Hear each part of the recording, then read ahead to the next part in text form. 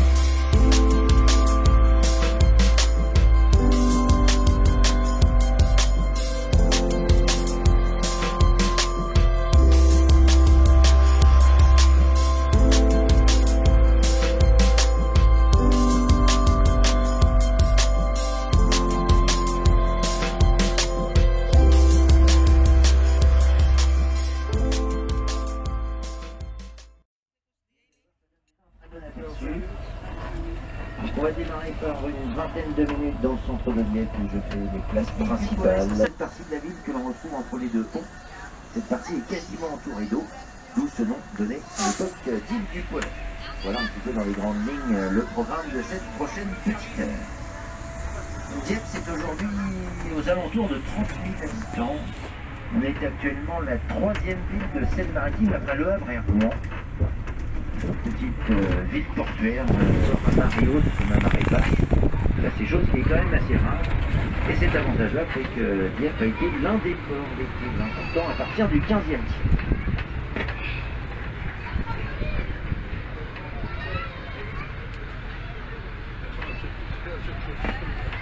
On emprunte là le quai Henri IV. La plupart des monuments sur ce quai sont classés. Je ne vais pas tous les présenter. Pas loin d'une quinzaine.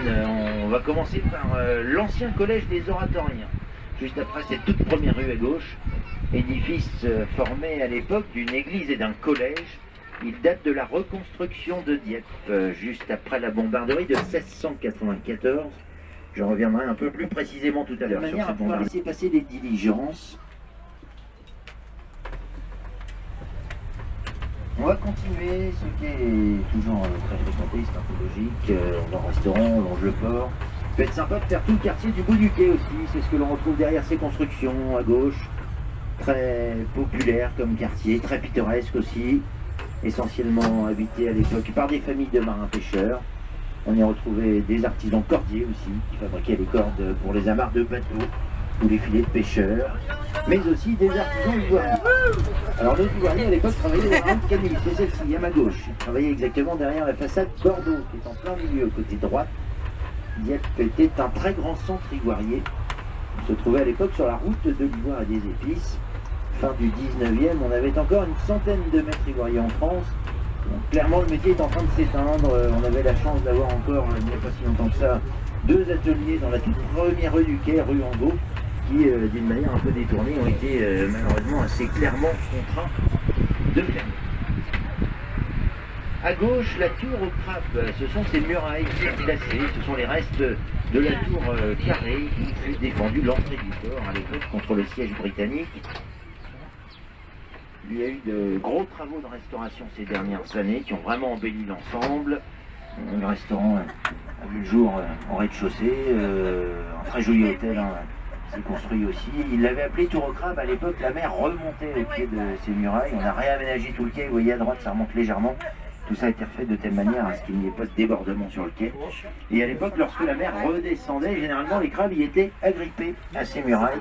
D'où ce nom donné tout simplement de Tour au Crabe. De l'autre côté, dans les falaises, vous verrez des trous. À certains endroits, on les appelle des gobes. À l'origine, ils les avaient creusés pour en extraire la marne. Et cette marne, elle servait pour la fabrication des briques blanches que l'on va retrouver dans tout cœur de ville. Alors ces trous ou gobes qui ont ensuite été habités par des familles de marins pêcheurs. On en comptait une centaine encore au début 20e. Les Allemands les ont chassés en 1940. Et par la suite, ça a servi aussi pour la conservation de la banane. Dieppe a été très longtemps le premier port bananier français, et même d'Europe. À droite toujours, sur la falaise, la chapelle de Pont-Secours. C'est la chapelle des marins. Elle a été édifiée en 1876, très jolie cette petite chapelle que je vous conseille forcément de visiter. En revanche, l'accès ne peut pas se faire par là, vous êtes obligé de reprendre les deux ponts. Ceux qui aiment marcher, le parcours à pied est sympa, vous avez un escalier qui longe la falaise d'assez près. Comptez tout de même 20-25 minutes, pas moins. Chapelle des marins de style néo-gothique, dédiée à la Vierge Marie. On retrouve à l'intérieur bon nombre de bateaux, un hommage aux nombreux marins qui ont malheureusement perdu la vie en mer. Le nouveau terminal de la ligne Dieppe-New Haven est un peu plus loin. Deux ferries encore à Dieppe qui sont identiques, 142 mètres de long. Ce sont tout de même de petits ferries. Capacité d'accueil 600 passagers, pas plus. Il bouge aujourd'hui. Après, il est possible de servir 60 camions de marchandises ou cars de touristes, aux alentours de 140 voitures. Donc les deux ferries font la même traversée Dieppe-New Haven en 4 heures. À vol d'oiseau, c'est 160 km, on n'est pas si loin. Oui, la Suisse,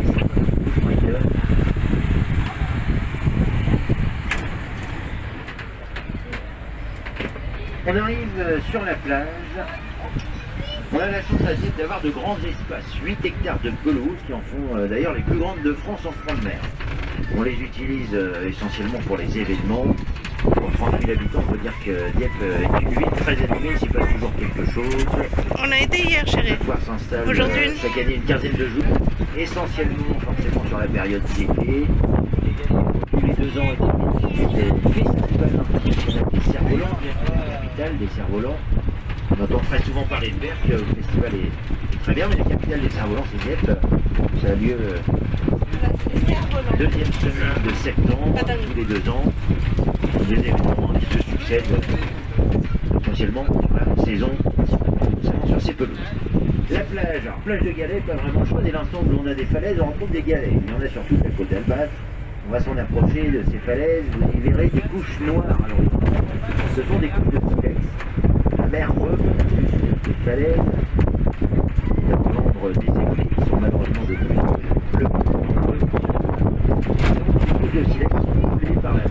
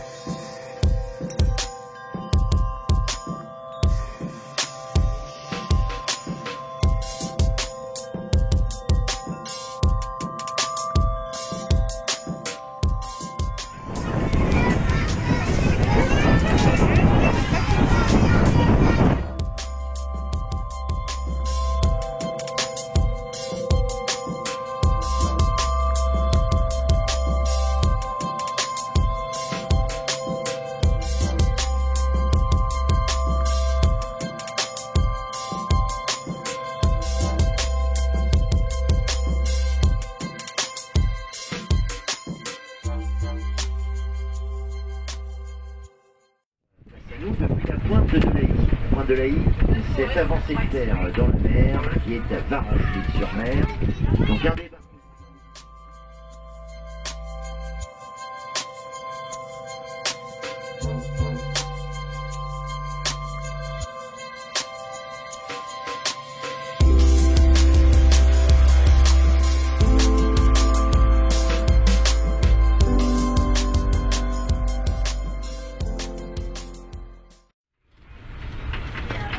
On va retrouver un petit peu plus loin sur notre droite au pied du château le square du Canada. Dieppe entretient des relations depuis longtemps avec le Canada, ça remonte 15e, début 16e. C'est pas que, mais entre autres avec la découverte de Kerner par le père de Jean Angot. qui je rappelle était un riche armateur au Nord. Alors on va pas s'arrêter très longtemps, on prenait quelques photos au passage pour ceux qui le souhaitent. Au fond du square, il y a un monument à facettes. Dessus est inscrit le nom de pionniers diepois qui ont été parmi les premiers dessinants avec Canada qui s'y installés. Après, il y a le...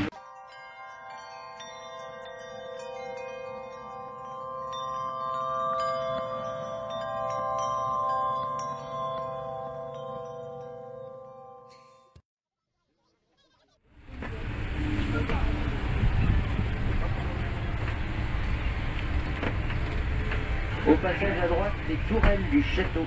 Regarde le château, ces tourelles, les remparts du château. Ces remparts, vous pouvez presque les imaginer, avant ils entouraient la quasi-totalité de la ville. Et entre ces deux tourelles, on retrouve la dernière des 7 portes qui permettaient à l'époque de rentrer dans la ville. Il a quand même fallu attendre les années 1830 pour que Dieppe puisse sortir de ses remparts et s'agrandir de chaque côté de la ville. Donc sur les hauteurs de Jeanval, c'est le quartier que l'on retrouve au-dessus du château. Et Neuville qui est de l'autre côté, côté chapelle de Pont-Secours.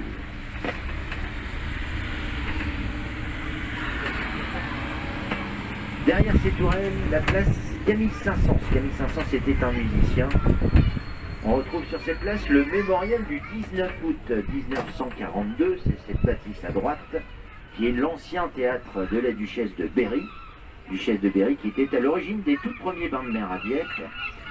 Vous pouvez visiter le mémorial l'après-midi uniquement, 14h-18h, excepté le mardi. On retrouve à l'intérieur de costumes. Le château est transformé en une...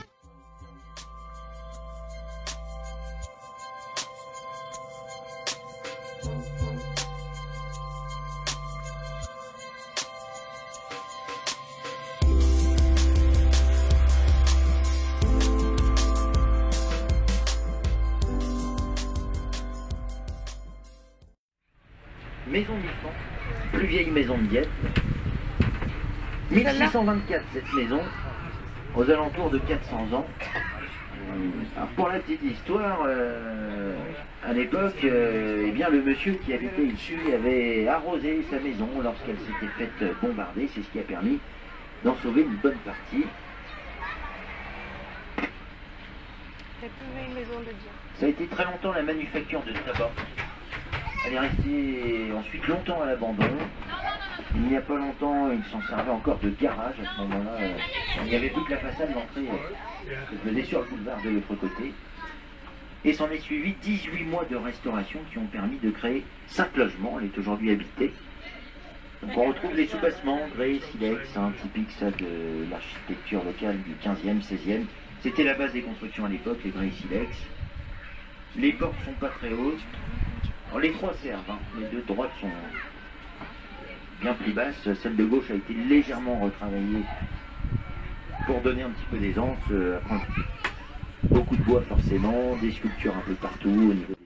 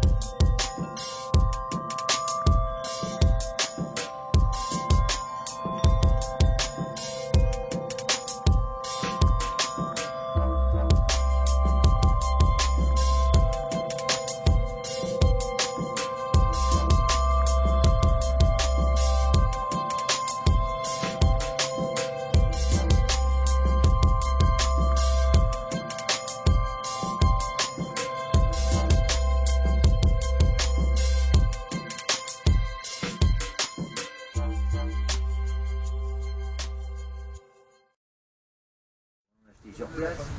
Ensuite, on arrive à Varengeville-sur-Mer, dont j'ai parlé tout à l'heure, avec la pointe de l'Aï. On retrouve là-bas le cimetière marin, il y a le Chamrock, le manoir d'Angot, et puis toutes les plages de la côte, Sotteville-sur-Mer, Perpignan-sur-Mer, la petite boîte de poisson, Pilarville. C'est une pêche encore différente de celle que l'on retrouve sur Dieppe. Ce sont de petits bateaux, on appelle ça de petits deux. Ils ne font que quelques heures de route. et généralement du beau poisson sur les étages. Et ensuite Saint-Thomas-sur-Mer, Sotteville-sur-Mer, Bonneau, Gagnon-Bonnière,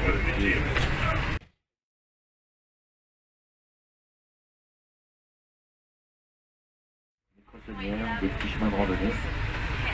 Très rigole, à faire plutôt en semaine ou le week-end pour arriver de bonne heure. Hein. Le samedi après-midi à 15h, Zolero est très fréquenté, petit village très fréquenté, donc ça peut s'assurer assez rapidement.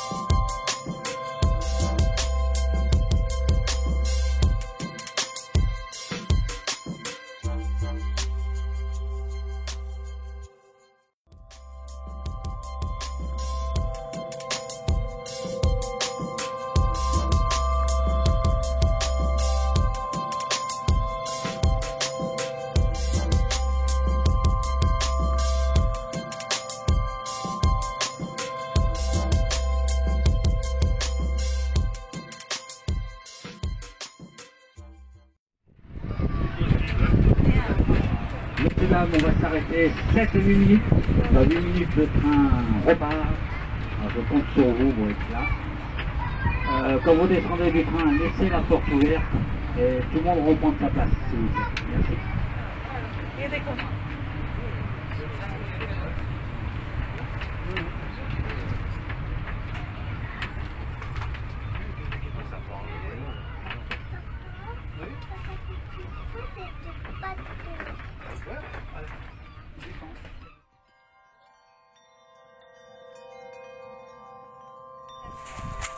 Dans 8 minutes, il a dit.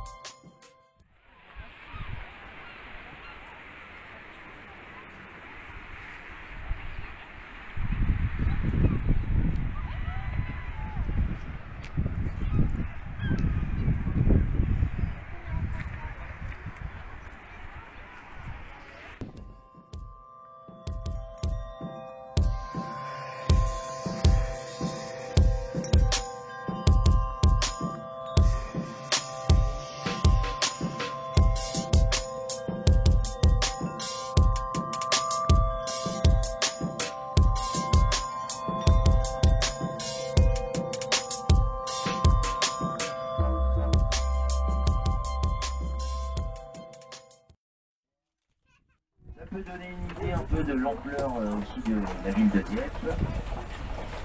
On aperçoit sur notre gauche au loin les falaises qui vont jusqu'au Tréport.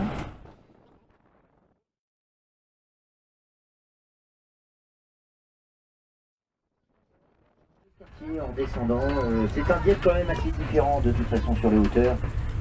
Je parlais beaucoup des briques blanches, on retrouve essentiellement de la brique rouge, qui est la couleur d'ailleurs naturelle de la brique.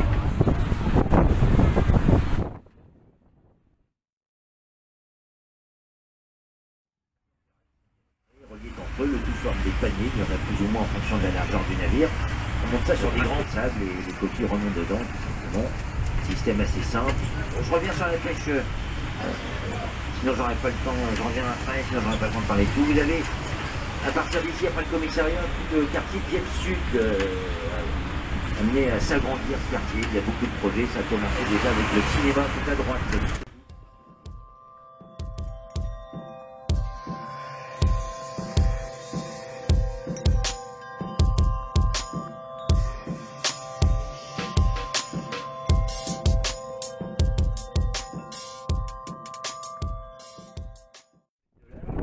Généralement, elles sont faites pour deux petits bateaux. Le système est très simple, ils arrivent de l'autre côté. Il y a un ascenseur pour Regarde, un parking de la montée, la descente. Un parking Ensuite, de il y aura bateau. un grand relais. Il y a deux broches qui viennent se positionner sous la coque du bateau. Un quart de tour, ils sont rangés. Tout est automatisé. En appelant quelques heures avant votre arrivée, on vous le sort, votre bateau, ça fait partie des services. On est évoqué qui fait qu'il voulait le changer, il voulait en revenir avant. On a été nombreux à se mobiliser pour sa sauvegarde et on a eu gain de cause. Il a été classé en 2017, fin de classement 2020. De là, on a pris la décision de... On retrouve sur notre droite le port de Plaisance. C'est un port de Plaisance depuis seulement 1994. Ce n'est pas si vieux à l'époque. Ce sont les ferries qui venaient accoster, ils rentraient dans le port, la gare maritime était en plein centre. On a de ce côté-ci un aménagement qui a été fait aussi pour les pêcheurs. Je vous ai parlé du poisson, de la coque. Vous avez normalement possibilité de la visiter jusqu'aux alentours de Marseille. Messieurs, dames, on arrive au terme de cette visite. J'espère que vous avez passé un bon moment dans les petits trains, que cette visite vous a permis de découvrir la ville dans son ensemble d'une manière forcément différente de ce qui peut être fait en général. Je vous souhaite une bonne journée, passez un bon moment, bon séjour sur Vienne pour ceux qui ont la chance d'être là quelques jours. Mais d'ailleurs, qui sont intéressés, on aime bien repartir avec un petit quelque chose en général. Vous avez à la billetterie un peu de produits locaux à l'intérieur, souvenirs, manettes, il y a des dés, un petit tout. Voilà, allez voir, vous pouvez rentrer à l'intérieur, hein, c'est fait pour. Ça intéressera peut-être certains, n'hésitez pas, c'est fait pour ça. Merci messieurs, dames, bonne journée à vous.